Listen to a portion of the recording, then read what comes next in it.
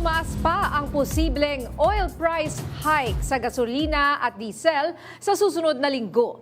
Pero ang LPG hindi magkakaroon ng paggalaw sa presyo. Yan ang umaarangkadang balita ni Naomi Tiburcio.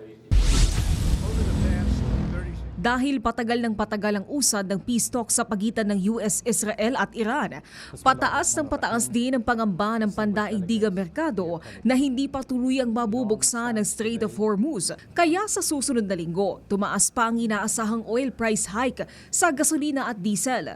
Batay sa industry sources, 4 na piso at 60 sentimo kada litro ang aumento sa diesel. 4 na piso impunto naman ang taas singil sa kada litro ng gasolina, habang 50 sentimo sa kerosene.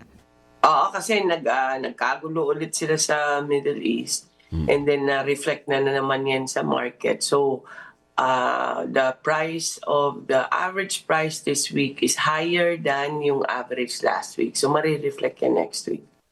Bagaman nagtatakda ang gobyerno ng basihan sa paggalaw ng petrolyo simula nang ideklara ang state of energy emergency, ayon sa DOE, meron pa ring hindi sumusunod sa itinakdang rollback o di kaya'y labis-labis kung magpatupad ng oil price hike. Hindi po lahat nakakasunod kasi iba naman kasi hindi naman mga iba independent lalo mga independent na gas stations or iba na mga franchise hindi siguro napapansin ng mga oil companies. Dahil dito, binalaan na nila ang ilang gasolinahan at kung hindi pa rin magbago, handa na silang magsampa ng kaukulang kaso laban sa mga ito. Hinihikayat rin nila mga motorista na isumbong sa eGov app ang mga nakikitang paglabag ng ilang gasolinahan.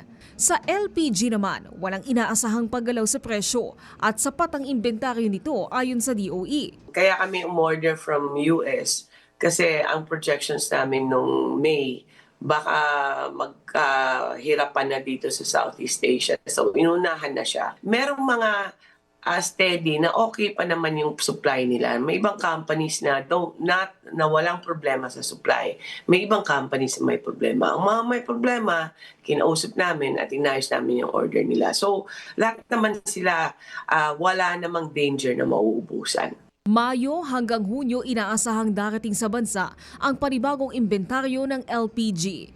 Ako si Naomi Tiburcio ng PRTV News, nagseserbisyo para sa Pilipino.